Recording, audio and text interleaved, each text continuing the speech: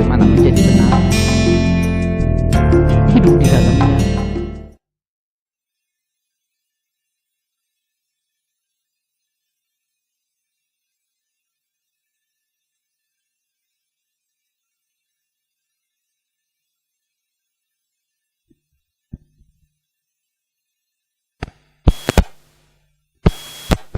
Dia akan tahu Anda betul orang percaya. Kalau tidak, ia mendengar, itulah kehidupan sehari-harimu. Pada waktu Ratu Seba bertemu dengan Salomo, dia tercengang lalu dia bilang, apa yang kulihat hari ini, dari apa yang kudengar membuat aku terkejut. Karena apa yang kudengar tentang engkau memang hebat, tapi yang kulihat jauh lebih hebat. Ini satu hal yang jadi penting, saudara. Era sekarang adalah era iklan. Cerita kekristenan itu indahnya luar biasa. Persis seperti iklan. Semua dimodifikasi begitu luar biasa. Sehingga tampaknya indah. Waktu kita datang dan menikmati omong kosong besar semuanya. Ceritanya yang besar. Sayang orang Kristen pun sama seperti produk masa kini. Just packaging. Packingnya saja yang bagus. Tapi kontennya isinya payah semuanya saudaraku. Ya. Rasa saja tidak memenuhi syarat, apalagi healthy-nya kalau kita lihat ini rasanya enak. Tapi sehat nggak ya? Wah ini problem lagi kan.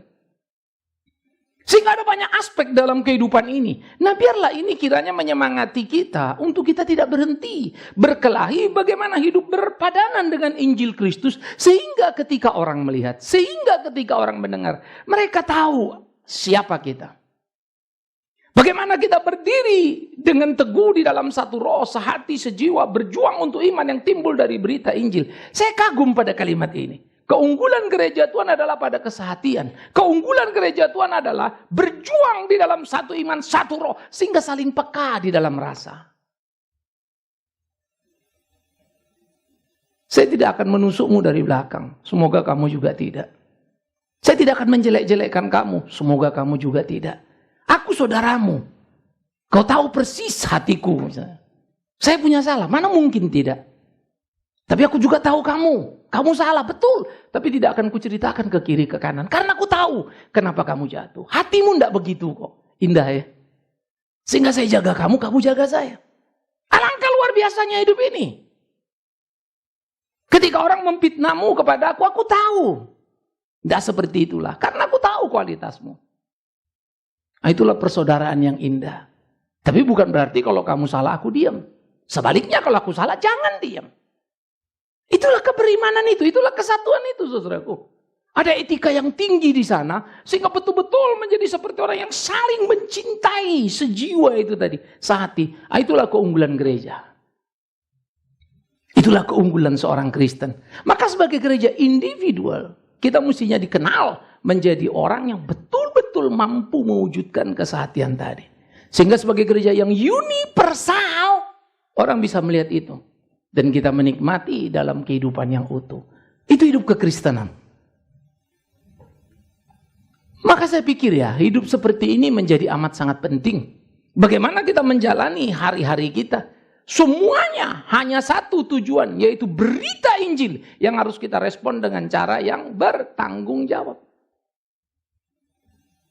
Apa yang menjadi dasarnya, apa yang menjadi argumennya, bukan apa yang kamu mau, apa yang kamu pahami, tetapi apa yang Injil mau, apa yang Injil pahami.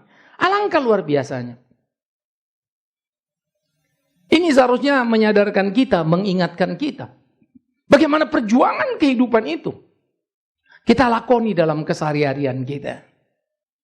Hiduplah dalam kewajiban yang penuh. Seperti seorang warga negara. Ia menjalankan semua kewajibannya. Baru dia disebut warga negara yang baik. Pahlawan. Dia tahu ia tak sekedar bangsa Indonesia. Dan dia sadar terjajah. Bukan hal yang harus didiamkannya. Maka dia mengangkat senjata. Tapi dia tidak mempunyai mortir yang cukup menghadapi musuh yang punya mortir. Ia mengambil bambu runcing dan berkelahi. Sehingga satu musuh mati. 10 anak bangsa gugur di medan tempur. Tidak peduli demi kemerdekaan. Maka mereka berjuang dan akhirnya kita merdeka. Saya selalu berpikir kebiadaban hidup dari sebuah bangsa adalah ketidakmampuan menghargai para pahlawannya. Ya. Saya tidak tahu bagaimana saudara, tapi kalau saya membaca atau pas saya lewat makam pahlawan, saya suka berimajinasi. Saya mulai berpikir, bagaimana mereka berjuang tanpa pamrih demi kemerdekaan yang tidak bisa mereka nikmati. Anak cucunya seperti orang tua yang berjuang, orang tua yang sungguh-sungguh demi anak-anaknya. Dan begitulah yang dilakukan di dalam kehidupan yang semestinya. Sehingga saya juga harus berpikir, aku hidup sebagai ayah, apakah hanya untuk anakku? Yes, pasti. Tapi kah berhenti? Tidak. Maka ada anak lain yang juga adalah anak-anakku, yang dimana aku juga harus punya beban. Kesesatan mereka adalah kesedihan. Wah, ini yang mesti kita tumbuh kembangkan, saudara. Ya, saya suka bilang kadang-kadang saya gregetan melihat apa yang sedang terjadi di jalan, di mana anak-anak yang nakal, tapi tidak berdaya untuk merubahnya. Tak ada energi. Tapi saya pikir nggak ada alasan. Maka ketika tidak bisa mengubah yang di sini, coba menyelamatkan yang di sebelah sini. Itu kenapa kita bikin sekolah. Itu kenapa saya terus makin hari makin investasi waktu banyak untuk anak-anak maupun guru. Rindu satu waktu di mati kita ada lukisan indah. Yaitu orang-orang yang mengenal kebenaran. Yang boleh belajar hidup berpadan kepada Injil itu. Kalau sudah begitu saja belum tentu mulus. Belum tentu semua orang merespon dengan baik. Yesus mati di kayu salib. Enggak semua orang Israel bertobat. Para rasul berjuang luar biasa. Makin banyak yang percaya tapi tidak semua percaya. Bayangkan kalau kita tidak begitu. Apa hak kita bermohon hidup ini tambah baik? Apa hak kita memohon dan berharap kepada Tuhan anak-anak kita menjadi anak yang baik? Nah, kita sendiri orang tua yang tidak cocok. Ini perkelahian orang tua. Sehingga menjadi orang tua yang baik untuk menjadi model. Perkelahian seorang pendeta sehingga menjadi pendeta yang baik untuk menjadi model. Ini menjadi perjuangan yang tiada henti. Yang harus terus-menerus kita kerjakan dalam kehidupan ini, saudara-saudaraku yang kekasih. Inilah hidup kita dan inilah pertandingan kita. Jadi, perhatikanlah, hendaklah hidupmu di dalam kewajibanmu, dalam panggilanmu, berpadan dengan Injil Kristus. Karena kita miliknya. Sejatinya kita tidak punya hak lagi atas diri kita, bukan? Apalagi mengatur Tuhan. Mengatur diri sendiri pun kita tidak bisa semaunya. Kita harus mengatur diri kita untuk selaras dengan yang Tuhan mau. Di sanalah sebetulnya pertandingan kehidupan yang sesungguhnya. Pertandingan hidup ini bukan soal Anda miskin jadi kaya. Pertandingan hidup ini bukan soal Anda sakit bagaimana caranya sembuh. No.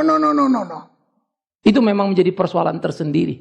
Tapi pertandingan hidup ini adalah bagaimana mentaati kehendak Tuhan. Karena dengan mentaati kehendaknya hidup dalam Injil itu. Alkitab berkata, yang miskin pun mampu memberi persembahan dengan bahagia. Namanya janda miskin.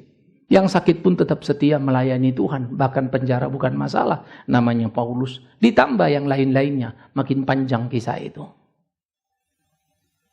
Beberapa waktu yang lalu kita membicarakan para tokoh iman di Ibrani pasal 11. Bagaimana lukisan sejarah yang mereka kerjakan begitu luar biasa. Kesetiaan yang begitu hebat melayani Tuhan. Masihkah terlihat sulit menemukannya? Karena itulah sebetulnya selalu akan saya ingatkan. Disitulah kenapa kita bergereja. Disitulah kenapa gereja ini berdiri. Semangat yang harus ditumbuh kembangkan. Jangan pernah gentar hanya karena berbagai pergumulan persoalan oleh lawanmu. Jangan engkau pernah digoyahkan oleh mereka. Bagi mereka semuanya itu adalah tanda kebinasaan, tapi bagi kamu tanda keselamatan. Dan itu datangnya dari Allah. Paulus mengingatkan kepada jemaat. Kau lihat aku, hai umatku. Aku sedang dipenjara saat ini. Tapi tidak akan pernah orang memenjarakan aku bisa memperangus mulutku untuk tidak bicara tentang Injil itu. Dari sini, dari penjara, kutuliskan surat ini. Saya kadang pikir ya, kalau pada situasi yang pelik begitu masuk luar biasa, semangat tetap tinggi itu, wow, hebat sekali. Dan saya rindu dan saya berdoa. Di situasi apapun kita hanya selalu belajar untuk itu. Ya. Bagaimana menjalani kehidupan yang tidak sederhana. Bagaimana kita berkelahi dan menyelesaikan seluruh persoalan yang ada. Ini menjadi pergumulan kita. Ini menjadi pertandingan kita. oleh karena itu saudara-saudaraku yang dikasihi Tuhan, jangan pernah ada lawanmu bisa membungkammu. Bagi mereka yang kita kerjakan tanda kebinasaan, karena dengan tidak percaya mereka akan habis. Tapi bagi kita yang mungkin tampak terhina oleh pekerjaan, justru itu tanda keselamatan, sekalipun kita di penjara. Mundur lagi ke belakang. Tidakkah engkau melihat betapa mulianya Yesus Kristus Tuhan itu? Ia berjalan menuju bukit Golgota sesudah ia menyelesaikan pekerjaan yang luar biasa. Menyembuhkan orang sakit dalam berbagai hal. Yang buta menjadi melihat, tuli mendengar, yang bisu bicara, dan seterusnya. Yang mati dibangkitkannya. Air jadi anggur, 5 roti 2 ikan bisa makan 5.000 orang, masih lebih 12 bakul. Tapi apa yang terjadi? Ia yang menaklukkan ombak, tak ada yang tunduk padanya. Mereka hanya berteriak, salibkan dia. Gentarkah dia? No. Melencengkah dia dari jalan salib? No. Dan akhirnya di atas kayu salib berkata, sudah selesai. Apa kurang kisah itu saudaraku? Apa kurang kuatnya, kurang begitu emosi yang mencekam di dalamnya. Sampai kemudian kita tidak mampu menikmati apalagi hidup di dalam itu. Saya pikir inilah yang menjadi penting. Semangat inilah yang harus mewarnai kita. Semangat inilah yang harusnya menolong kita. Untuk kita bergerak dengan sungguh-sungguh. Bagaimana menjalankan apa yang Tuhan mau. Hari ini kita akan ada peneguhan kepengurusan. Baik wilayah maupun komisi. Saya hanya berharap sebetulnya tiap saudara bisa melihat. Tidak sekedar menjadi duduk bagian dari pengurus.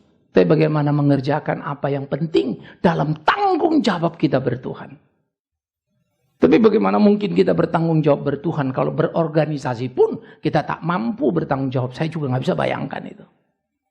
Maka saya suka ketika Yohanes berkata, mana bisa engkau berkata engkau mengasihi Allah yang tidak kelihatan. Saudaramu yang kelihatan saja tidak kau kasihi. Maka saya akan berkata, bagaimana mungkin engkau berkata bertanggung jawab kepada Tuhan. Organisasi yang tampak mata dan mudah untuk dijalani saja, kau tidak mampu di sana. Etika yang mesti dibangun saja, kamu tidak punya. Bagaimana bisa?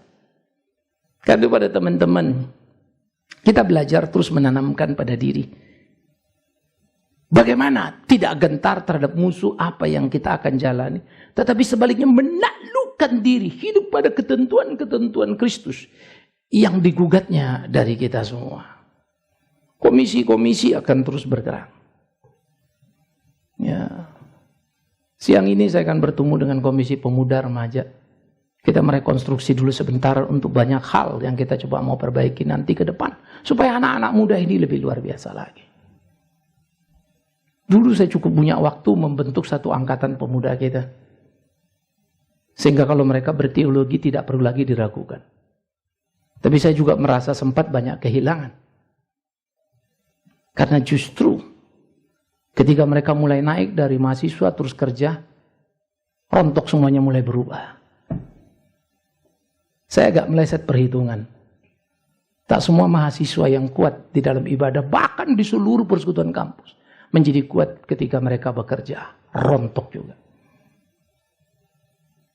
Kenyamanan, kenikmatan, keberhasilan, ternyata jadi godaan yang besar, saudara. Di kesusahan seringkali jemaat jadi setia. Di keberhasilan menjadi lengah. Tapi apakah kita harus berdoa, ya Tuhan, tolonglah jemaat GR ini susah-susah semuanya. Anda harus begitu toh. Bagaimana justru keunggulan keberhasilan itu membawa kita makin sungguh melayani Tuhan kita.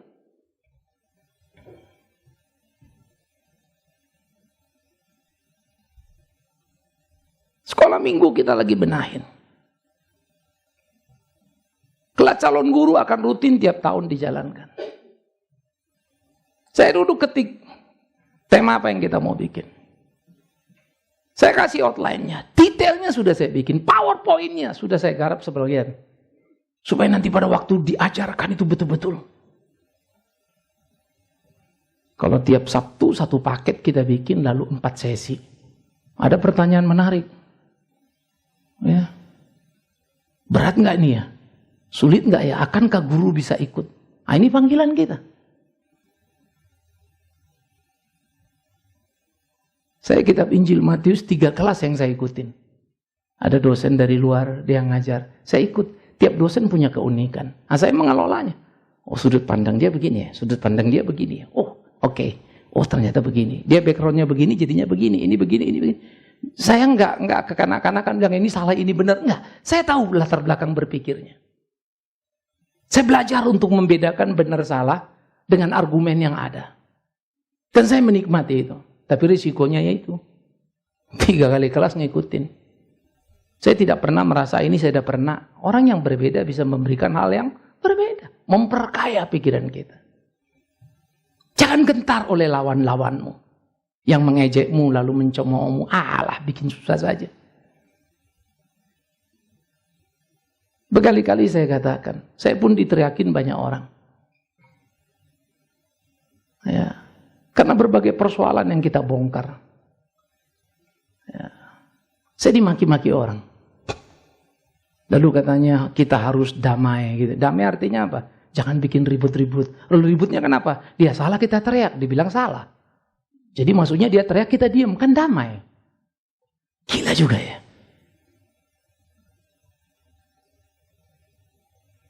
Kompetisi hidup yang tidak sederhana, saudaraku. Tetapi kita harus jalani. Jangan gentar.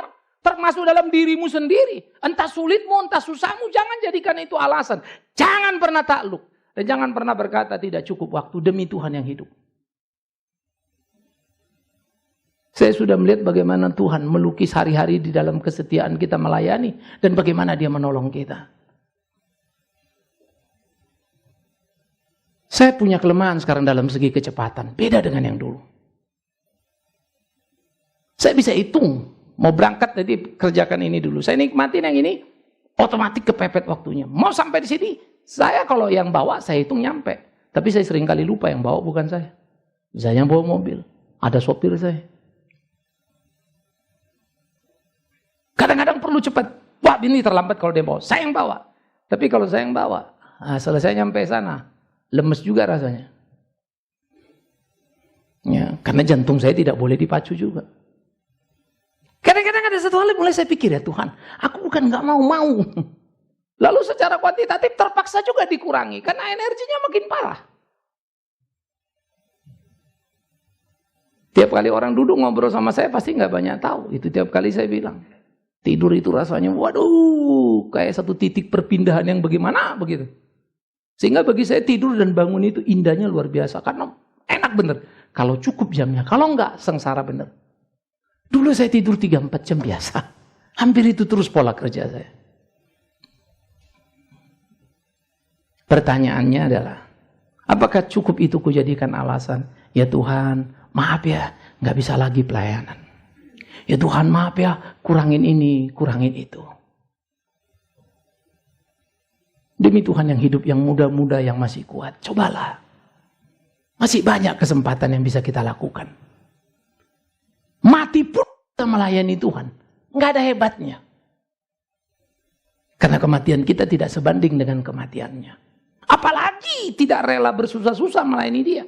Betapa mengerikannya.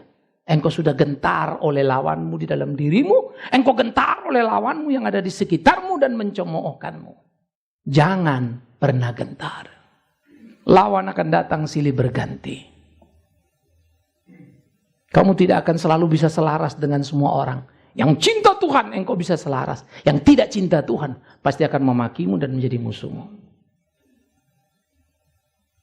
Karena itu jangan jadi bunglon. Ke kiri iya, ke kanan iya. Salah kita dalam hidup seperti itu. Stack set, mau kemana kamu? Sehingga dia menjadi pemikiran serius kita. Bagaimana kita membangun hari-hari kita. Sehingga kita bergerak dalam kehidupan kita. Mengapa? Karena ingatlah bagimu dikaruniakan bukan saja percaya pada Kristus. Tapi juga menderita untuk dia. Waduh. Bukankah selama ini kita mengerti anugerah adalah keselamatan? Haleluya. Dulu kita ke neraka, sekarang ke surga. Itu aja yang ada di benak kita ini. Tuhan mengasihimu. Waduh, indah banget. Pasti Tuhan menjagamu apapun terjadi. Memang ya pasti kalau. Ada kalaunya. Itu bukan prasyarat. Dengan syarat itu. Kau hidup sesuai kehendaknya. Itu tetapan dia kok. Aku memberkatimu kalau engkau taat padaku. Tapi aku akan mengutukimu kalau engkau tidak taat padaku. Itu berita kepala jadi ekor. Kau akan jadi kepala kalau kau kerjakan apa yang aku mau. Kau akan jadi ekor kalau kau lari dari ketetapanku. Tapi semua orang mau jadi kepala bukan ekor itu terus. Tapi tidak pernah berpikir bahwa mungkin dia ekor dan bukan kepala. Karena itu tidak perlu kepala itu kau pikirkan. Tapi perlu hidup benar itu. Karena kepala adalah hadiah yang Allah berikan kepadamu. Di mana hidupmu menjadi model di dalam keseharianmu. Maka orang-orang Kristen dituntut tidak hanya percaya kepada Kristus. Melainkan juga belajar menderita untuk dia. Tidak ada pelayanan yang enak, saudaraku. Tapi pelayanan itu sangat menyukakan hati. Pak Yu ngomong gimana sih? Tidak ada pelayanan yang enak, tapi sangat menyukakan hati. Yes, karena ketika aku boleh melayani, aku merasakan kasih Kristusku. Waktu aku baca Alkitab, aku terpana lalu bilang, aduh enak benar hidupku ini. Paulus sudah masuk penjara. Waktu kita masuk penjara, oh God thank. Sekarang aku tahu artinya pelayanan. Puasnya beda, saudara. Saya nggak bisa cerita sama kalian secara utuh. Tapi bukan situasi sakitku ini membuat aku duka. No. Ada satu situasi yang memang gak gampang. Realitanya sakit, realitanya melemah. Realitanya energi itu turun. Realitanya banyak problem.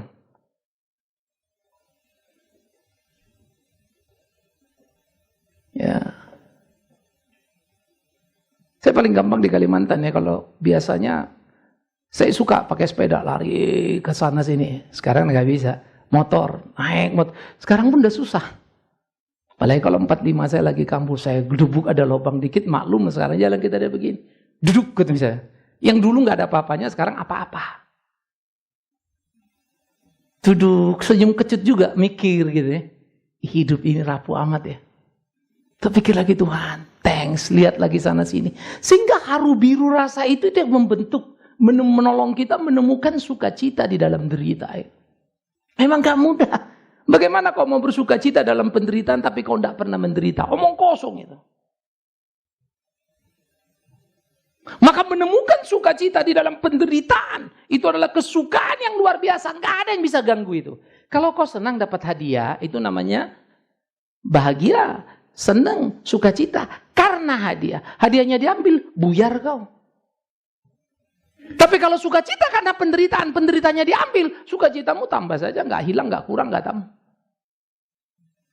Tetap luar biasa kamu. Karena kamu bersukacita bukan fenomena. Menikmati penderitaan Kristus di dalam jalan hidup, memberikan kebahagiaan yang sejati. Mari kita belajar lakoni dalam hidup kita.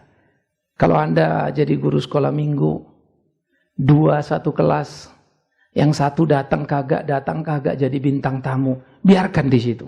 Jangan ikut-ikutan kau jadi bintang film. Setia kau melayani. Saya belajar dari sekolah minggu. Ya. Dan dulu saya agak rada inian ya, emosian begitu. Kalau kau gini, kalau mau ngajar, kalau enggak. Saya pernah ditinggal, akhirnya saya sendiri. Saya ngajar sendiri. Hari ini aku bersuka cita. Ya, waktu pergi pelayanan di Australia, waktu saya pelayanan di Tokyo, waktu saya pelayanan di Singapura. Om Big Man ya. Saya juga kaget melihat anak murid saya udah berubah semua badannya. Udah pada punya anak ya. Iya. Oh masa lupa sama saya? Oh iya. Dia ngomong klik dikit baru kita. Senang melihat mereka. Dan saya bahagia ketika mereka bangga punya guru yang masih setia di pelayanannya. Kebahagiaanku adalah bisa membuat bangga orang yang mengenal aku dan tahu.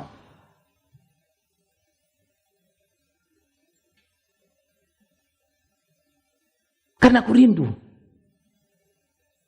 Tuhan menatapku dan berkata, bagus nak, teruskanlah pekerjaan itu. Tidakkah kita rindu seperti itu? Jadi kalau sampai kamu sendiri, jalankan. Orang tidak sungguh-sungguh, urusan masing-masing. Urusanmu adalah urusan untuk sungguh-sungguh mengikut Tuhan. Emang dalam kerja tim paling gak enak ya. Kalau kita 5 yang kerja cuma 2-3 ngalor ngidul, seenak perutnya, apalagi ngoceh di luar sana. Seakan-akan dia yang berkeringat. Rasanya kesel banget, tapi demi Tuhan yang hidup. Jangan kesal kau. Karena 1 kau, 4 berkatmu. Gara-gara yang 3 itu main-main terus. Kau semua berkat itu datang. Masa kau tidak bersyukur? Tuhan tidak buta untuk menjagamu. Tuhan tidak buta untuk melindungimu. Dia lihat itu. Karena itu sekalipun hatimu menjerit, jangan pernah lari dari garis itu. Karena padamu dianugerahkan. Bukan hanya percaya pada dia, tapi menderita. Di dalam penderitaan karena dia, karena kebenaran. Di situ sukacita sejati ada. Ini yang mesti kita perhatikan. Sukacita dan senang itu 2 terminologi yang berbeda. Senang itu pleasure. You nonton lawak juga senang. Ketawa-ketawa itu tidak sukacita, beda. Sukacita itu lebih mendalam. Kalau senang itu unsur emosi, sukacita itu unsur jiwa yang bekerja, menangkap sesuatu.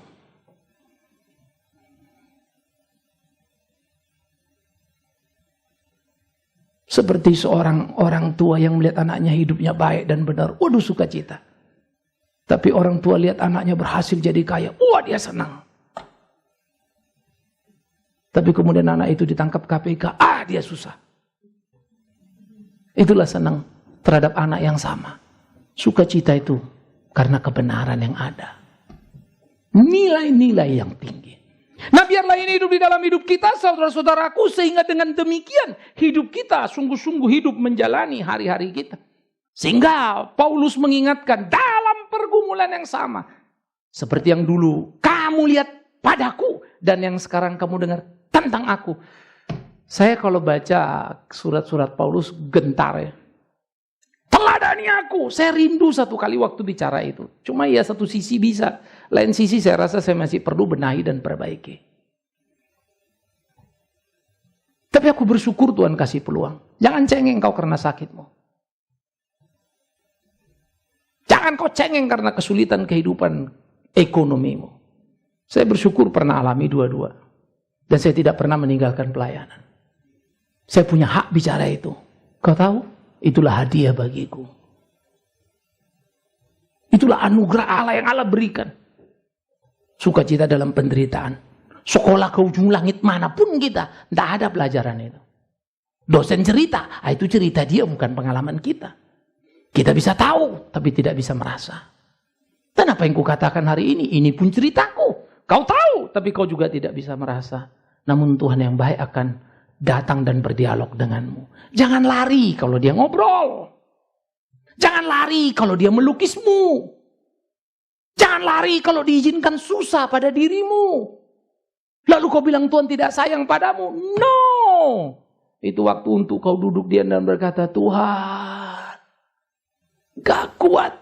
Tapi aku tahu aku harus jalan. Tolong. Baru kau lihat 1, 2, 3. Dan akhirnya kau melihat kemenangan yang luar biasa itu. Pada akhirnya waktu kita mati, saudara, mana kita menghadap kepada Tuhan? Jemaat GRI, lalu dipanggil satu kloter begitu kan. Tidak ada cerita itu. Mana pemimpinnya, pendeta Bigman Sirait? Ayo depan, bawa pasukannya masuk. Nggak ada ceritanya itu. Jangankan kalian, anakku pun nggak bisa kubawa. Istriku pun nggak bisa kubawa. Personal, tanggung jawab sama Tuhan. Saya suka di Wahyu, dibukalah buku kehidupan. Dan tiap orang tertulis namanya. Satu persatu. Personal.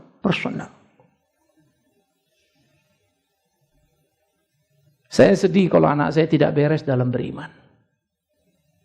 Tapi saya tidak bisa menyelamatkan mereka. Namun saya bisa dan bertanggung jawab untuk mendidik mereka tentang iman. Kalau tugasku sudah selesai, anak ini masih buandalnya setengah mati, I don't know. Mereka akan berurusan dengan Tuhan. Tapi urusanku sebagai ayahku selesaikan. Namun sebagai ayah yang beriman, aku terus berdoa dan menaruh harap. Ya Tuhan, berbelas kasihanlah pada keluargaku. Berbelas kasihanlah pada umatku yang kau percayakan ini. Gembala. Sebagai gembala aku kuatkan, teguhkan. Supaya domba-domba ini ke arah jalan yang betul itu. Janganlah kau dukakan hatiku dengan keterhilangan mereka. Kok gitu Pak? Saya kagum doanya Musa. Itu Musa. Tuhan, ngapain kau suruh aku mimpin bangsa ini kalau kau hukum? Udah nangis loh. Kesedihan Musa ketika melihat bangsa itu bengkok dan Tuhan mau murka pada mereka. Karena dia tahu murka Allah itu gak main-main. Luar biasa ya.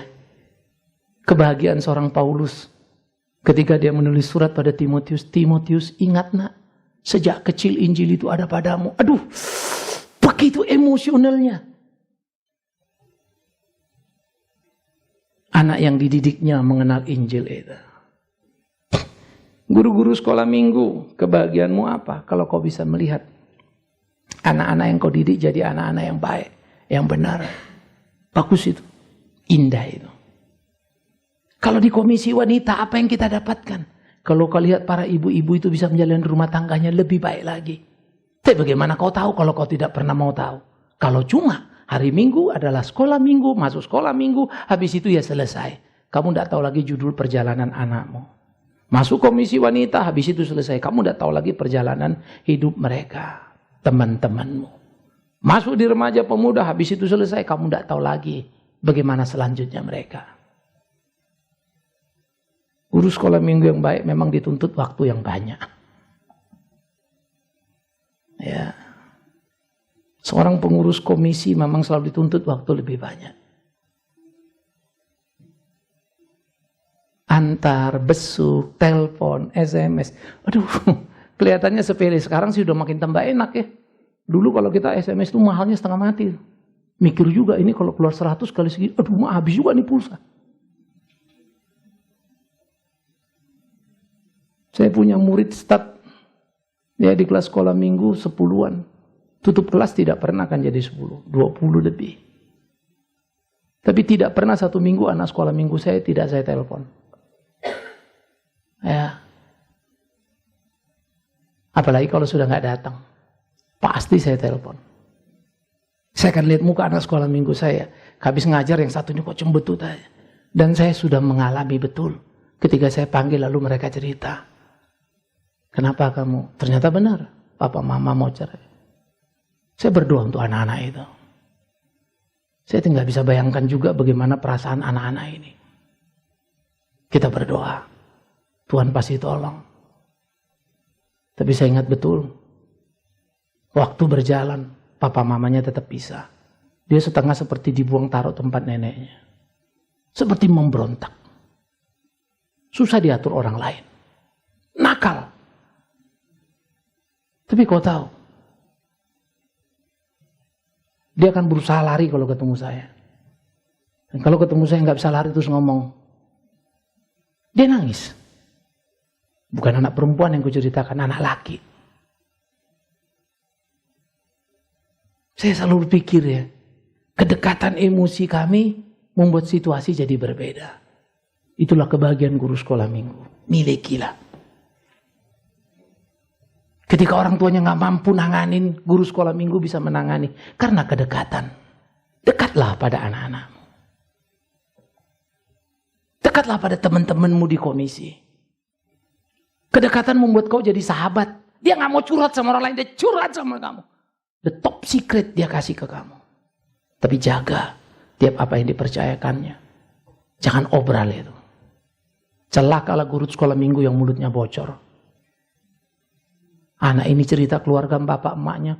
Guru ini cerita bangganya. Dia pikir dia pusat informasi. No. It's wrong. Buat anak itu trust. Lalu perhatikan terus. Capek? Yes. Waduh Pak, bagaimana waktu? Omong kosong itu. Banyak waktu kita untuk duduk makan. Saya nak perutnya gak mikir lain-lain kan. Sambil makan, sambil nelpon. Apalagi sekarang saya bilang. Di tangan kita telepon itu. Sebelum zaman handphone. Saya sering kalau udah telepon di kantor 1-2 besok keluar lagi telepon lagi dari luar. Kadang-kadang kita di kantor kalau kita di Astra dilatih selalu. Ini urusan kantor agak guilty juga. Dulu kita suka motokopi di kantor lama-lama pikir ya kagak bener juga ini buat persekutuan. Ini kita rapat di persekutuan. Ini persekutuan kagak boleh lagi ngopi di kantor ini. Kita kagak enak lah masa persekutuan bebannya kantor. Kantor udah kasih pengumuman kopi di luar. Kadang-kadang yang tiganya kecil ya, tapi bener loh. Jadi nelpon murid ini ke telepon umum lah, kita pakai koin zaman dulu kan. Atu, selesai, tar satu. Tapi indah loh. Ya. Mari kita jalani. Oleh karena itulah saudara-saudaraku yang dikasihi oleh Tuhan Yesus Kristus. Lihat pergumulan Kristus Tuhan kita. Yang tidak pernah meninggalkan kita. Di kesulitan puncak diselesaikannya semua demi kita. Kasih yang luar biasa. Para rasul tak menyayangkan hari-harinya bahkan nyawanya. Mereka berikan. Saya suka Paulus. Berkali-kali aku dicambuk, disesah, diubar-ubar seperti penyamun mau dibunuh. Kapalku pecah, terpaksa puasa. Tapi demi Injil aku tidak akan pernah berhenti. Lalu dia berteriak kepada orang Korintus, hai kalian, celakalah aku jikalau aku berhenti memberitakan Injil itu. Boleh kau tidak mendengar, tapi aku akan tetap mengumandangkannya. Wow. Gereja harus bangun, punya suara seperti itu. Bergereja tidak sekedar beraktivitas dan berkawan. No. Kualitas relationship kita dengan Tuhan. Berlomba-lombalah kita berbuat yang terbaik dalam melayani Tuhan kita. Maka biarlah Tuhan menolong kita dan memimpin kita senantiasa. Amin. Kita tunduk kepala. Kita ambil waktu teduh. Berdoa secara pribadi.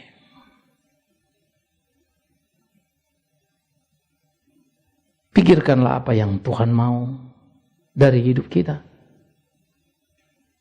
Sejujurnya kita pun tahu, paling tidak dari cerita kepada cerita yang pernah kita dengar. Tapi bagaimana menjadi benar? Hidup di dalamnya bukan perkara mudah. Dan tak mungkin kalau kau kerjakan sendiri dengan kekuatanmu. Tapi ketika kau berserah, dan Ia menggarap itu dalam hidupmu, kau akan tercengang betapa indahnya kehidupan ini. Berdoalah.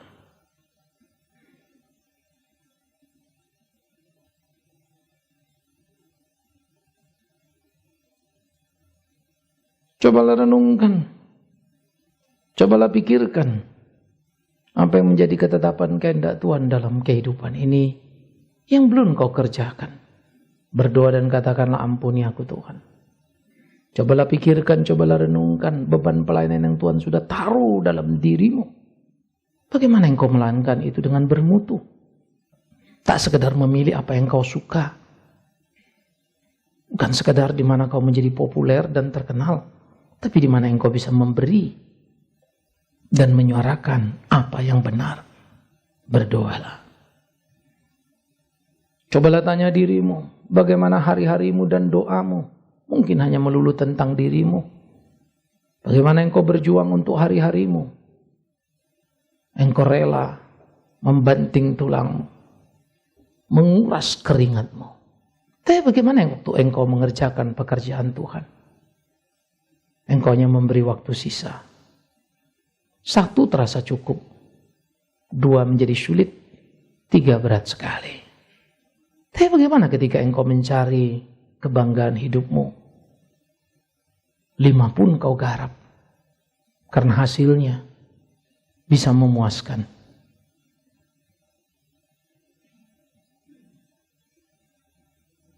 Hidup mengikut Tuhan bukan hanya percaya tapi menderita untuk Dia. Menderita, di sana letak bahagia, bukan siksa. Bapa di surga, terima kasih. Ketika kami merenungkan firman-Mu,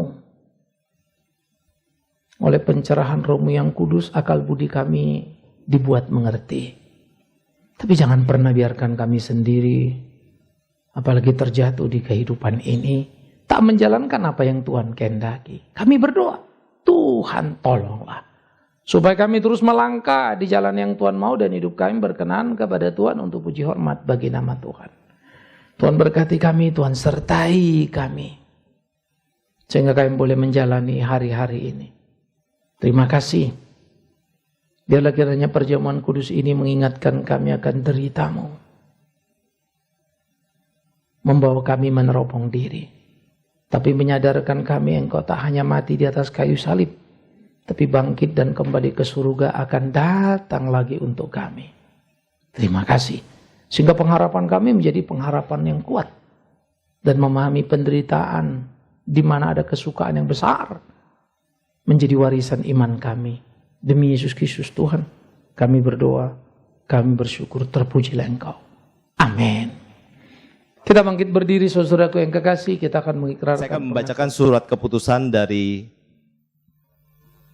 Majelis Jemaat Gereja Reformasi Indonesia sebagai berikut. Surat keputusan nomor GRI-SPWK-PWK-1503-30-078. Pada hari ini Minggu 2 Agustus 2015 yang bertanda tangan di bawah ini atas nama Gereja Reformasi Indonesia berdasarkan hal berikut ini dengan ini memutuskan sebagai berikut. Pertama, mengingat anggaran dasar dan anggaran rumah tangga Gereja Reformasi Indonesia bab 3 Majelis Jemaat pasal 16, pengurus harian Majelis Jemaat pasal 18, badan-badan pembantu Majelis Jemaat. 2. Telah dilakukan pembicaraan di antara hamba Tuhan, penatua dan koordinator wilayah mengenai calon pengurus wilayah dan calon pengurus komisi di lingkungan Gereja Reformasi Indonesia. 3. Rapat majelis pada hari Minggu 19 Juli 2015. 2. Romawi menimbang. 1. Pelayanan Gereja Reformasi Indonesia memiliki lokasi beribadah lebih dari 1. Di samping hal tersebut, jemaat yang hadir dalam ibadah dan kegiatan pelayanan makin bertambah. 2. Pelayanan dan pembinaan kepada jemaat memerlukan pelayan Tuhan dengan jabatan pengurus wilayah dan pengurus komisi. 3. Perlunya mulai mempersiapkan jemaat dalam implementasi anggaran dasar dan anggaran rumah tangga Gereja Reformasi Indonesia, khususnya dalam kewajiban dan hak serta tanggung jawab anggota jemaat dalam memenuhi panggilan dan pengutusannya. 4. Telah diumumkan dalam Warta Jemaat Gereja Reformasi Indonesia dan tidak ada surat keberatan yang masuk ke Sekretariat Gereja Reformasi Indonesia. 3. Romawi memutuskan. 1. Mengangkat nama-nama di bawah ini ke dalam kepengurusan wilayah Gereja Reformasi Indonesia sebagai berikut. Yang pertama, wilayah Salemba. Saudari Yudit Latuhai Malo, periode ke-1 dengan jabatan sebagai sekretaris, penanggung jawab hitung persembahan, ibadah 2, dan seksi pembinaan. Saudari Wiwin Indrayani, periode ke-1 dengan jabatan sebagai bendahara dan penanggung jawab hitung persembahan, ibadah 2. Saudari Gina Laniati Hartanto, periode pertama dengan jabatan sebagai pemerhati.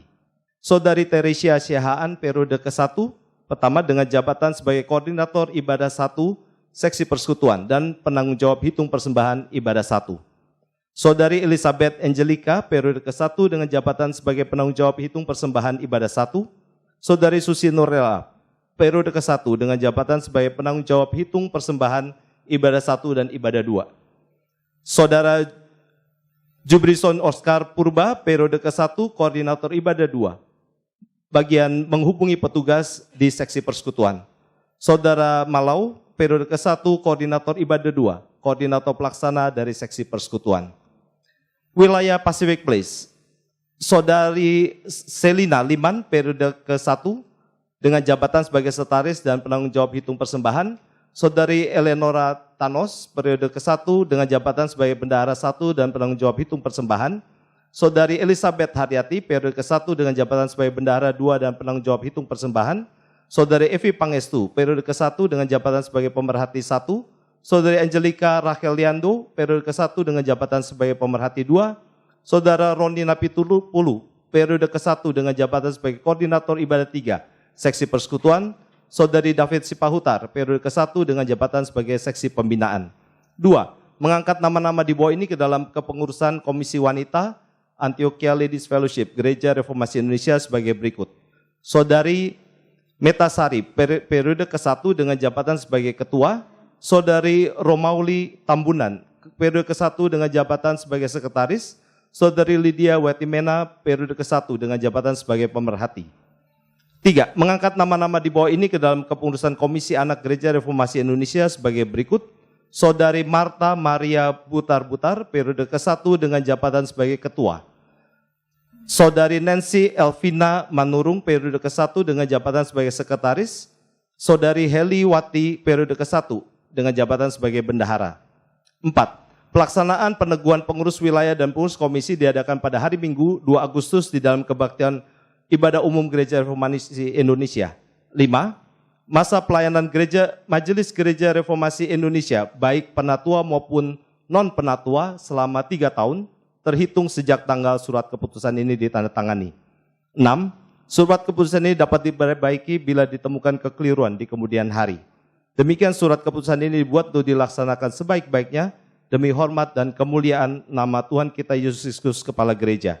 Jakarta, 2 Agustus 2015, Penatua Jemaat Gereja Reformasi Indonesia tertanda Netson Juwali, Sekretaris Umum, Sugiono Subeno, Ketua Umum, Pendeta Bikman Sirait, Pendiri, dan Gembala Sidang.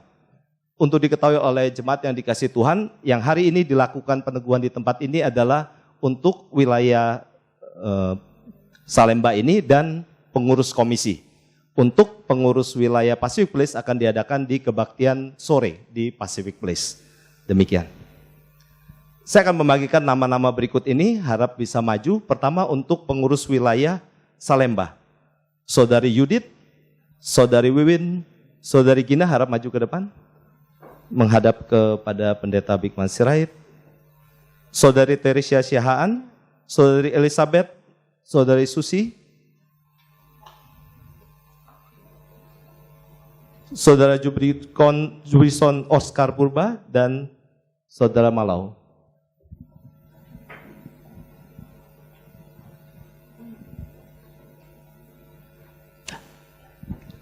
Saudara-saudara yang kekasih, sidang jemaat mulai tahun ini kita dan tahun berikutnya tentunya sudah terus masuk secara bertahap kepada bagaimana prosedur di lingkungan gereja reformasi, ya, sehingga terus bergerak. Dan saya secara organisasi sudah lepas, ya, target saya 6 tahun lagi seluruhnya sudah bisa rampung dan rapi, ya, sehingga organisasi sebetulnya saya tidak perlu lagi untuk ikut ambil bagian, tetapi berkhotbah, menggembalakan, itu akan menjadi fokus saya, ya. Oleh karena itu kepada tiap pengurus wilayah dan tiap jemaat berinteraksilah, karena untuk periode 3 tahun lagi kita akan mulai dengan apa yang disebut pamitu, begitu ya, panitia pemilihan penatua. Jadi nanti itu akan memungut suara saudara, jadi saudara cermati, si ini bagus, si ini oke, bisa diusulkan nih jadi wilayah atau jadi penatua. Saudara yang mengusulkan. Sehingga dengan demikian yang namanya gereja reformasi itu, independensi wilayah itu begitu kuatnya. Jemaatlah gereja itu. Ya, tapi jemaat dalam kebersamaan menunjuk orang-orang mewakili dirinya menjadi pengurus. Nah, karena itu pengurus, ya, harus menyadari betul bahwa mereka mewakili kepentingan jemaat, mengurus supaya kepentingan ibadah di dalam jemaat itu bisa berlangsung rapi, mulai dari penyambutan. Jadi kalau saudara datang lebih dulu lalu penyambutan tidak ada, saudara boleh memberikan masukan. Saya minta dengan amat sangat, sehingga semua orang menyadari akan tugas tanggung jawabnya, ya. Lalu saudara masuk ke dalam, misalnya pengaturan penataan kursinya juga kurang rapi, kurang ini.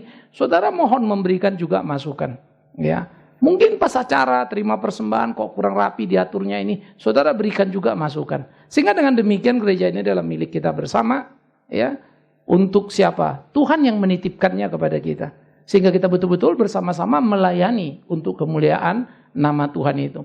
Jadi segala sesuatu yang bersangkutan dengan itu. Untuk persembahan selalu dilaporkan. Siapa tahu saudara melihat persembahan komitmen, kemarin rasanya saya masukin uang persembahan ini, tapi saudara tidak lihat di warta, demi Tuhan yang hidup, tolong. Saudara juga mesti memberikan masukan. Ya, ini penting. Saya bersyukur ada pernah orang satu kasih masukan, tidak tahu salahnya di mana.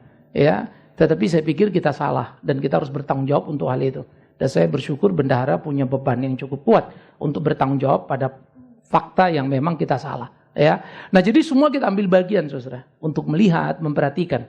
Ya, itu sebab di dalam pengurus wilayah tidak boleh merangkap, artinya suami istri. Ya, istri saya tidak pernah boleh menghitung uang. Istri saya tidak boleh pernah ikut campur urusan organisasi. Yang di organisasi ini saya, gitu. Ya, nah, tetapi bahwa dia pendamping di komisi wanita, wanita mau minta advice atau komisi anak mau minta advice, saya silahkan, gitu. Ya, jadi pendamping di komisi.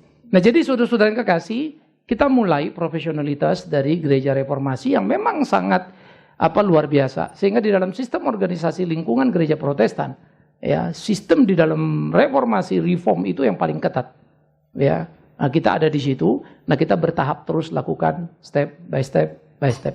Tuhan menolong kita, Tuhan memimpin kita. Kepada tiap saudara yang sudah berdiri di depan sebagai pengurus di wilayah Salemba, saya berharap betul-betul peran serta saudara sebagai pengurus, ya, menjadi alat Kristus yang bisa menjadi model, menjadi teladan bagi jemaat di kehadiran saudara segi waktu, di kesetiaan saudara, di kesungguhan menjalankan tugas. Maka saya percaya tiap saudara ada dalam pemeliharaan Tuhan dan berkat Tuhan akan limpah pada tiap siapa yang sungguh-sungguh melayani Dia. Seluruh jemaat saya minta bangkit berdiri. Saya akan meneguhkan pengurus wilayah. Kepada setiap engkau yang dipanggil untuk melayaninya, ingatlah ini panggilan mulia. Karena itu, tempatkan dirimu dengan baik, hargailah berkat Tuhan di dalam hari-harimu. Belajarlah melihat dengan iman percaya bahwa segala sesuatu yang melayani. Amin. Yuk. Yuk, silakan jalan. Yuk, temukan. Yuk, temukan. Berikut ini saya panggilkan, silakan duduk sesuai. Pengurus Komisi Wanita. Harap yang namanya saya panggil bisa langsung maju ke depan. Saudari Meita Sari, Saudari Romauli Tambunan, dan Saudari Lydia Watimena. Pengurus Komisi Anak, Saudari Marta Maria Butar-Butar, Saudari Nancy Elvina Manurung, dan Saudari Heli Wati.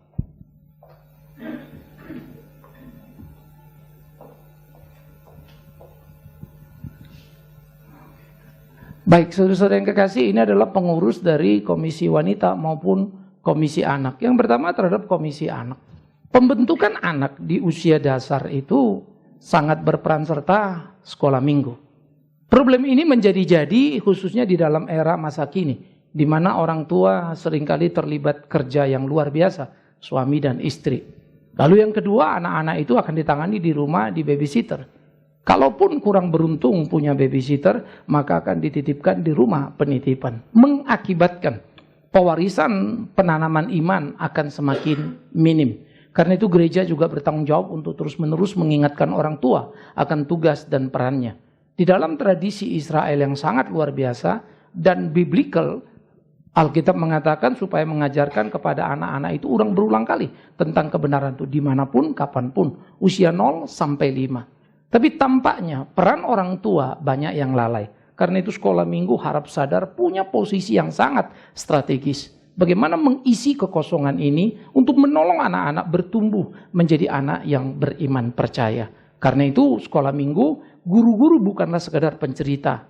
Sehingga kita tidak terpukau kepada orang yang punya kemampuan. Tapi guru-guru adalah pengajar. Oleh karena itu juga keteladanan harus tampak di dalam sekolah minggu. Dan guru-guru mampu mengekspresikannya. Kesetiaan dan kesungguhan, ya. Kepada Komisi Wanita, sama seperti dalam problematika hidup masa kini, persoalan-persoalan di rumah tangga semakin menegang, ya.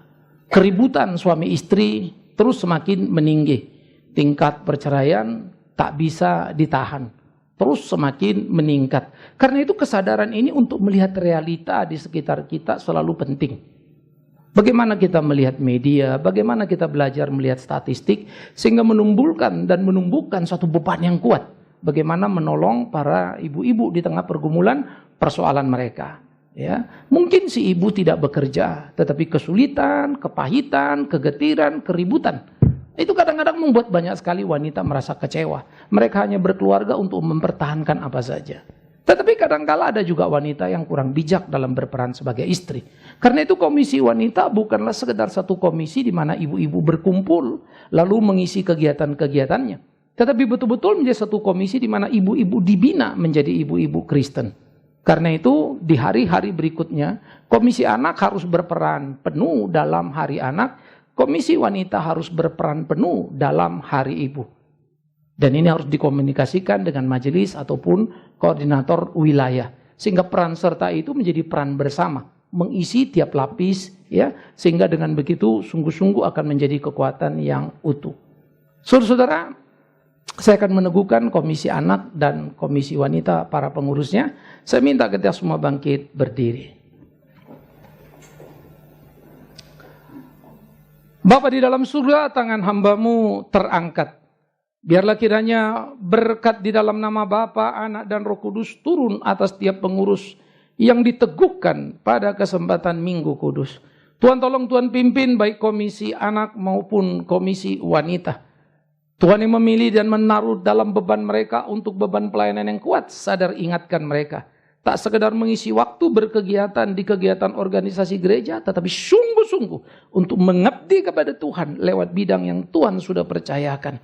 Karena itu biarlah Tuhan yang menyertai mereka, menuntun, memberikan bijaksana. Peka membaca tiap komisi yang mereka hadapi, usia yang mereka layani, situasi dan kondisi masing-masing. Sehingga mereka sungguh oleh bijaksana Tuhan jadi berkat indah, membawa gereja-Mu menjadi gereja yang utuh. Baik anak-anak yang beriman, ibu-ibu yang menjadi penopang dan kekuatan di dalam rumah tangga. Dan seluruh keluarga boleh hidup menyenangkan hati Allah. Terima kasih Tuhan. Kami naikkan doa permohonan ini akan berkat dan peneguhan dari Yesus Kristus Tuhan Kepala Gereja. Dalam nama-Mu lah kami menaruh harap dan menjalankan tugas pelayanan. Amin. Saudara, kita memang baru punya komisi wanita. Komisi pria belum, tetapi kita berharap satu waktu semuanya akan bisa berjalan bersama ya. Komisi bapaknya masa liar, silakan di depan saja dulu. Li ke sebelah sana. Oke, balik ya. Oke, silakan ke sebelah sana, balik ke jemaat. Yang wilayah maju lalu balik ke jemaat. Ya.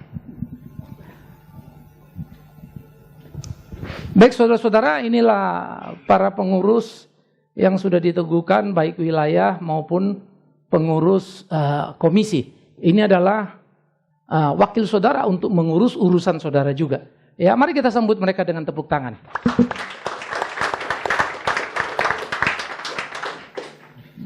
Dan wajah-wajah yang berdiri saya harap juga menjadi wajah-wajah yang bertanggung jawab ya.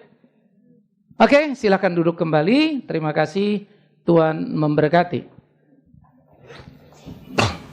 Untuk Komisi Remaja dan Pemuda, kami akan ada pertemuan hari ini ya, dan saya harap nanti pada waktu September itu akan ada kelas calon guru sekolah minggu. Maka September ada kelas calon guru sekolah minggu di mana kita akan melatih calon-calon guru. Kelas ini diadakan bukan hanya untuk yang mau jadi guru sekolah minggu, tapi orang tua yang kesulitan ngajar anak. Gimana yang mau ngajarin kebenaran? Ya, saudara akan belajar di sana. Ya, waktu terus kita akan mempersiapkan diri dan saya akan ambil waktu cukup banyak untuk beberapa paket di dalam bagian ini. Tiap Sabtu itu ada 4 paket ya, 1 paket 4 sesi gitu ya. Jadi jam 10 sampai jam 12, jam 10, 11, 11, 12, 1, 2, maka 12, 1 makan, lalu 1, 2, 2, 3 kita selesai. Ya, saya akan ambil beberapa hari. Ya, istri saya memang saya minta untuk sekolah untuk ambil konseling ya di STTRI ya. Sekarang dia ada di tahap akhir dan dia akan mengisi untuk psikologi umum, psikologi anak begitu ya. Lalu kemudian bagaimana jadi konselor anak ya. Sehingga saya harap hidup kami makin produktif. Ya, saya belajar sedikit lebih muda dari dia lebih tua dari saya belajarnya, sehingga dia lebih susah dari saya. Tapi supaya dia tahu arti salib, ya memang itu perlu. Maka Tuhan kasih saya sakit, dia belum. Ya, mungkin tujuannya supaya dia ngurus saya kali gitu ya. Itu memang kenapa istri-istri diberi kesehatan. Uruslah suamimu, ya. Tapi suami-suami yang sehat, kalau kau sehat istrimu sakit, ya uruslah istrimu. Ya, bagianku adalah diurus istriku. Maka remaja pemuda nanti kita akan mulai hari Sabtu. Saya harap nanti September kita bisa start gitu ya. Jadi saya akan habiskan waktu bulan September beberapa kali terus seri untuk anak-anak remaja pemuda meletakkan lagi dasarnya. Jadi saya tiap Sabtu selesai kelas calon guru sampai jam 3 saya rest dikit, jam 4 start lagi, ya 5:30 baru selesai dan pulang. Ya, saya akan isi 1 hari Sabtu itu supaya bisa efektif. Ya, nah saudara tahu akan saya capek kalau saudara pintar masa ayam arak atau apa jam 3 jam 4 bawalah. Ya, itu rasanya cukup menolong begitu ya. Jadi datang sini, Pak, ini ayam arak gitu ya yang bikin energi lah begitu ya. Nah, jadi saudara-saudara kepada orang tua ini saya harap nih keluhan daripada banyak pengurus remaja pemuda selama ini adalah kadang-kadang orang tua juga bisa jadi kesulitan. Tapi terutama pada anak-anak yang harus diantar. Tapi saya bersyukur anak-anak remaja pemuda sekarang sebagian besar itu kan sudah pada bisa mandiri, ya berangkat jalan sendiri. Tapi tolong orang tua support anak-anak itu, dorong. Tiap Sabtu mulai September mereka ke persekutuan. Ya, nanti polanya ini kita akan membuat satu pola yang sedikit memang berbeda. Di samping persekutuan dan kemudian ada khotbah dan tanya jawab. Nanti tim-tim musik ini akan terus mengisi anak-anak remaja dan musik akan dibentuk dari pemuda remaja. Sehingga pembentukan sebagai cikal bakal gereja nanti ada di pemuda remaja. Ini dulu yang main-main musik ini anak-anak ya, waduh, berantakan dulu.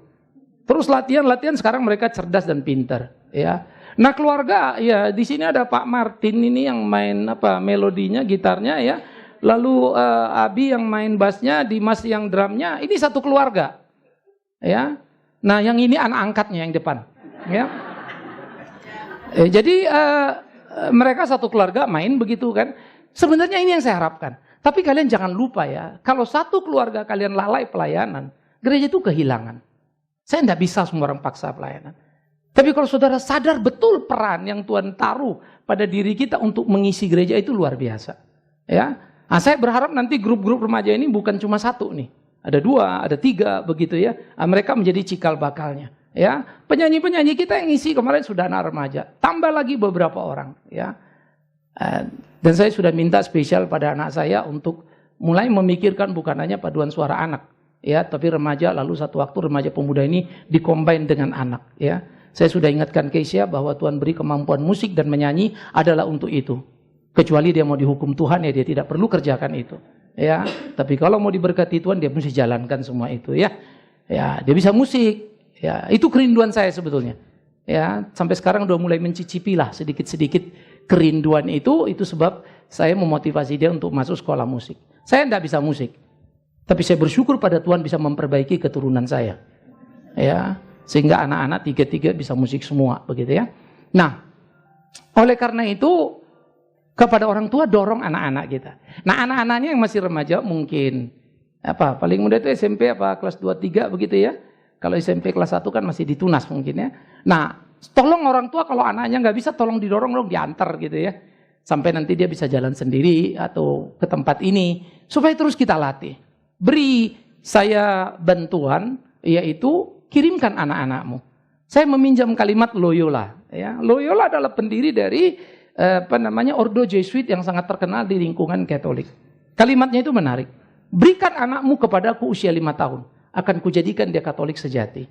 Pada waktu itu era kontra reformasi, keributan antara Protestan dan reformasi. Kalimat dia indah, walaupun memang objeknya itu salah. Karena itu akhirnya kekacauan antara Protestan dan reformasi. Tetapi hari ini saya harus berkata, berapa luar biasanya Loyola. Karena Ordo Jesuit sekarang memproduksi orang-orang yang cerdas, yang pintar. Semua imam-imam Katolik yang hebat-hebat, yang pintar-pintar, yang cerdas-cerdas datang dari kelompok ini. Ya, jadi kalau saudara ngeliat nama Romo lalu belakangnya SJ. Kalau di Indonesia itu Serikat Yesus. Itu Jesuit. Hebat ya. Gereja sekarang maafkan saya. Gereja sekarang terlalu banyak yang berani khotbah, tetapi tidak punya mutu sama sekali. Apalagi dasar teologi. Nah, saya mau anak-anak ini dilatih. Berdoa supaya saya punya kekuatan ekstra untuk kasih Sabtu itu terus. Ya, sesudah nanti beruntun, lalu minimum seminggu sekali saya akan ada di anak-anak sampai membentuk dasar. Ya, saya akan kasih waktu saya akan kasih energi saya. Antarkan anak-anakmu supaya kita didik mereka sungguh-sungguh jadi anak-anak yang tangguh. Guru sekolah minggu akan kita bekali dengan prinsip-prinsip dasar yang lebih solid lagi, lebih kuat lagi. Saat bersamaan saya juga akan melatih teman-teman guru Injil maupun pengerja kita untuk bisa meregenerasi. Sehingga materi yang saya berikan, saya akan berikan mereka nanti next mereka yang mulai bimbing lagi, pimpin lagi. Sehingga semuanya bergerak lalu memunculkan pemimpin-pemimpin. Saya rindu sebelum saya mati, ada pemimpin yang Tuhan lahirkan dari tangan ini. Sehingga saya bisa tenang mati untuk menghadap kepada dia. Saya nggak tahu kapan saya mati, kalian tuh usah terlalu sedih, karena bisa jadi kalian yang duluan mati. Akhirnya saya pikir sampai di sini hari Minggu ini menjadi hari Minggu yang menyenangkan. Oh ya, satu lagi, angka pembangunan tolong dikeluarkan dulu supaya sekedar gambaran. Kemarin saya sudah selesai berbicara akte notaris sudah di tangan kita, lalu mau lengkapi dengan PBB dan lain-lain. Hari Senin kita akan masukkan ke notaris, yaitu gedung kita yang satu. Ini sebetulnya ada 2 ruko. Satu sudah milik gereja, satu lagi belum. Ya, kita dipinjamkan sebetulnya selama ini. Ya, nah satu lagi ini saya minta kepada yang punya, please lu jual gitu ya. Jadi sudah dijual kepada kita, dia hanya setuju, sekalipun tidak ada minat untuk itu, ya, maka kita beli, harganya 5M. Itu transaksi kita. Nah, kita sudah setuju beli 5M, tapi uang kita baru ada 4M. Jadi besok kita akan bayar 4M, saya minta waktu 1M-nya 6 bulan. Boleh ya, saya bilang. Ya terserah Bapak, nggak apa-apa gitu. Saya personal garansi. Jadi kalau sampai 1 bulan tidak tertutup, ya saya rela masuk penjara. Gitu ya, demi kalian. Supaya kalian bisa pakai gedung ini. Tapi kalau kalian tidak rela saya masuk penjara, mari kita kumpulkan cepat-cepat. 6 bulan kita selesaikanlah urusan itu, kan kurang lebih begitu ya. Jadi mulai minggu depan akan ada paparan kebutuhan berapa. Tapi kita mau pasang lift. Ya, kita lagi desain-desain, cuman belum kita hitung tuntas. Kita taruh uang 500 juta. Jadi kekurangan kita 1,5 M. Ya, dengan rencana pembuatan lift. Karena memang kantor saya di lantai 3. Ini juga problem sebenarnya paling kuat saya. Banyak orang tua ke lantai 2 mungkin masih bisa bantu dorong ya. Saya kalau ke lantai 3 sekarang saya agak ngantor itu sukanya duduk di bawah. Alat saya semua di atas. Tadinya saya ngantor di bawah karena perlu sekolah minggu dulu utamakan. Saya punya naik lagi ke atas. Nah, jadi saya sekali naik. Karena kalau saya naik lantai 3 lumayan saudara. Rekaman di lantai 4 pula. Ya, bukan lantai 1, memang kita pilih lantai 4 karena kalau merekam di situ suasananya sangat dekat dengan sorga. Ya. Jadi hikmat itu datang begitu kan. Tapi ya naiknya juga begitu, kayaknya mau nyampe sorga juga tuh. Sesak napas saya, kadang-kadang capek sekali. Saya memang problem belakangan ini khususnya untuk tangga ya. Jadi 1,5 M kita perlu, kita berdoa. Ya, ambil bagian. Dan percayalah, saya sebagai gembala tidak akan suruh kalian tanpa saya bekerja. Ya. Jadi mulai minggu depan pertama tentu saya akan ambil bagian.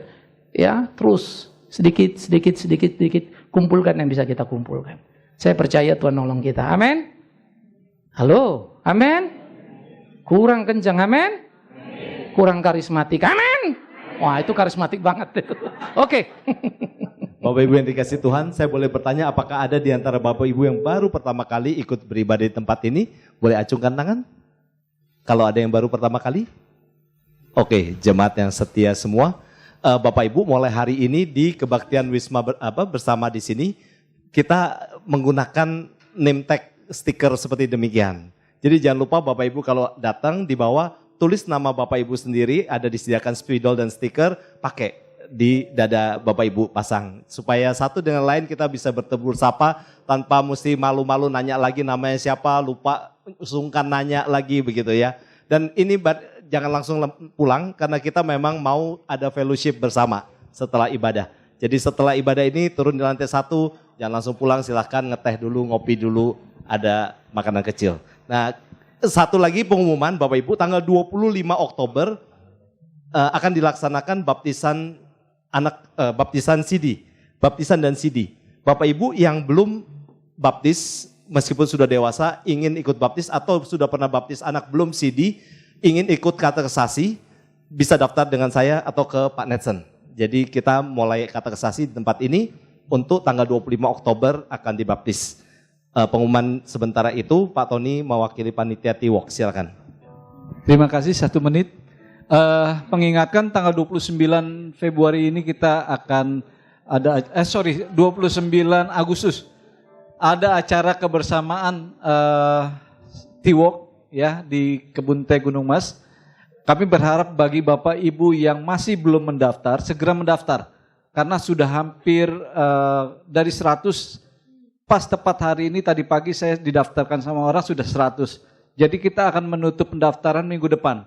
Jadi Bapak Ibu yang belum daftar, tolong segera daftar terakhir minggu depan. Biayanya yang wajib adalah 50.000. Saya berterima kasih buat keluarga